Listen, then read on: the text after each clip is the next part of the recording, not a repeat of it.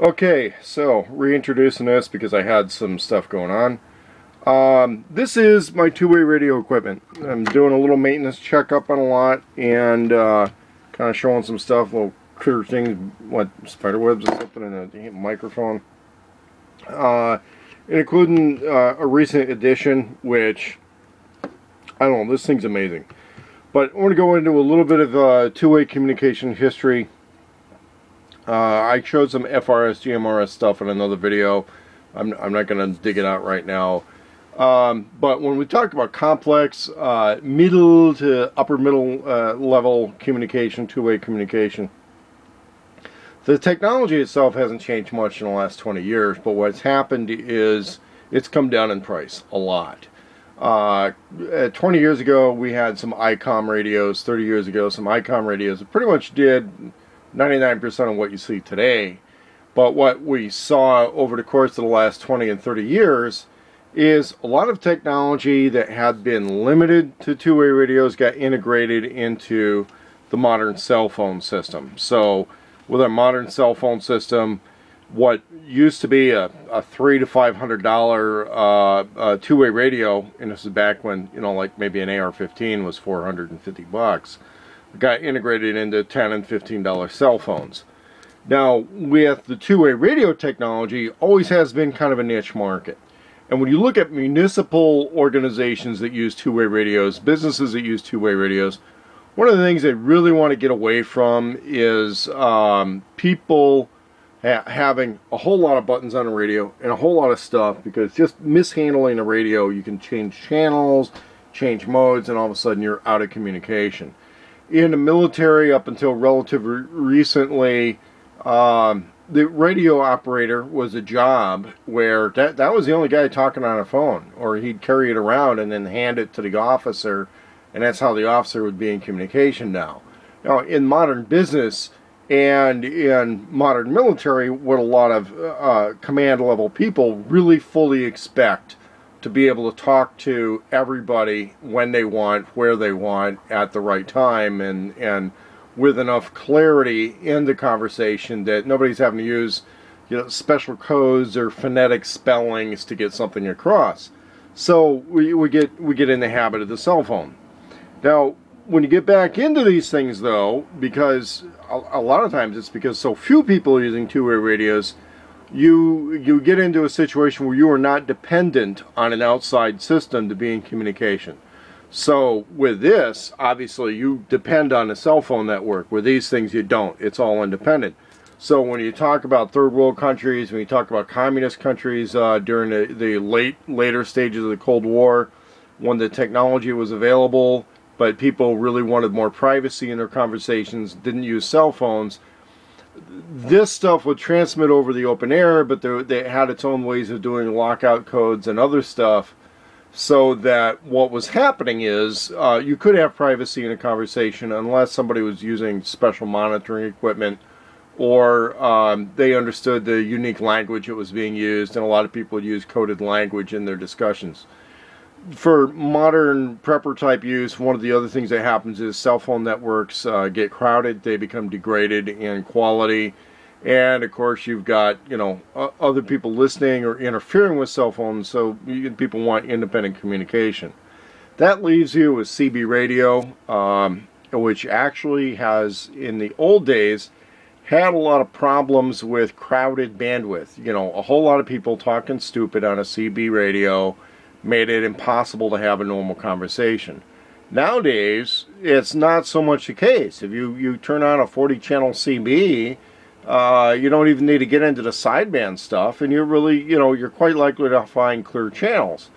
It might be expected, though, that during some kind of shit-hit-the-fan WRL situation where things are abnormal, a whole lot of people would start using CB again.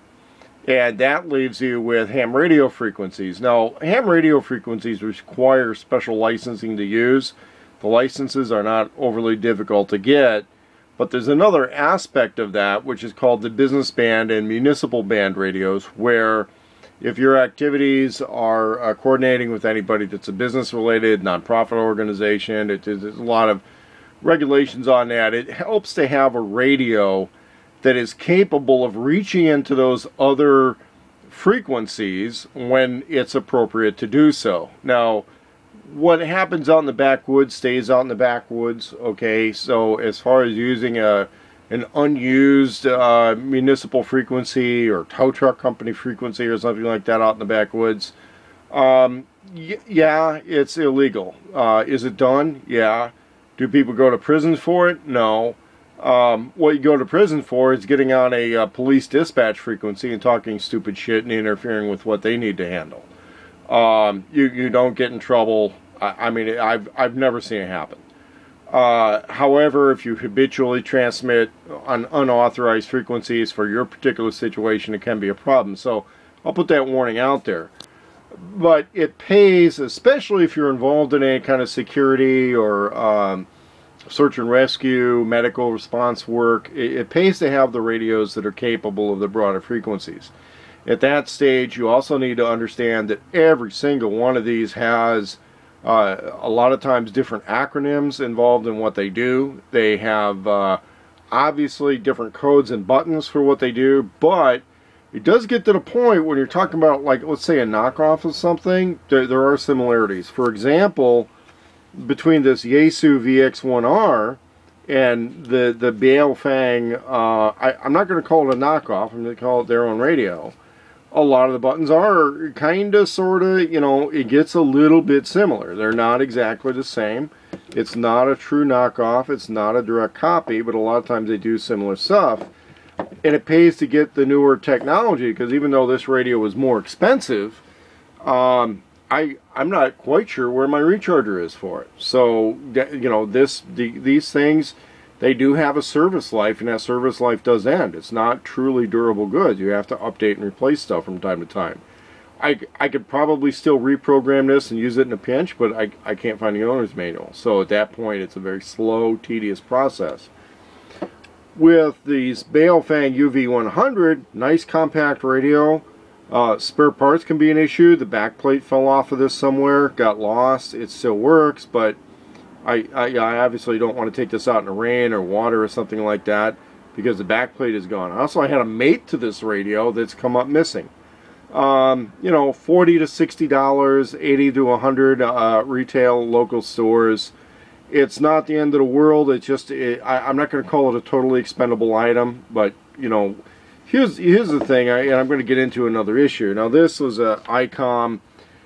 Back in its day, this was king shit, okay?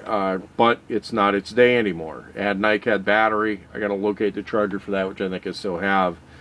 But, you know, this thing was getting a little bit time for an update. And you keep them in a box, you keep them safe, they're going to last a really long time, but realize whenever you're talking about two-way radio technology like this, you're talking proprietary batteries, a lot of other issues that come up with that. So I've done a lot of research, and I think I've come up with a winner. And this one's the Baal Fang UV5R. It's a knockoff, somewhat, you know, kind of like this little Baal Fang was similar to the Yaesu VX1R. To that, the Yaesu VX5R, which is a good radio for a long time. I never owned one because I had this that did most of what a 5R would do, but I heard a lot of good things about them. And I bought this online. I think it was on Amazon. Pretty fair deal. It's got some upgrades that the old Yaesu didn't have. Nice and heavy duty, good features, good value. This is what a lot of third world people will use in place of a cell phone, because they really, once they know they own the radio, they don't have to pay any contract. And there's a lot of ways to use lockout codes and DPMF codes and all this other kind of stuff to have a conversation that's semi-private, never fully private. But these things give you a lot of functionality even when the cell phone service is down. Your problem is that it practically takes an electronic degree to use one. It practically takes an electronic degree to get the full licensing to use this to its fullest potential legally, although if you get with some people who know these things, learn these, the owner's manual, a little bit lacking, but it at least gets you in the right direction. Really amazing features on these things. Panel mode. Wow, it talks to me. Okay. because these things involve some of the newer cell phone technology from the same manufacturers, although they'll brand it differently. But this is the Fang UV5R. From what I can tell, this thing does everything that the Yaesu VX5R used to do. And I think that was replaced by the VX7R, which is still in production. But if you want to look at a good do-everything radio for a little bit more serious communication use when the grid is down, this is what you would go with. The cost is anywhere from $60 to $100, depending where you buy it and how many you're buying at that time. Programmability. I'm going to say right now, it is very difficult to get these things programmed in a way they need to be programmed. But when you learn it, the payoff is that you have been able to replace the cell phone for short-range communication. It's not easy to, let's say, text through one of these. There are ways to modify these so that they can actually send, it's not full internet, but you can send internet between radios. I know it can be done. I haven't figured out how to do it myself, but I know it can be done. So a little bit more on the Fang UV5R.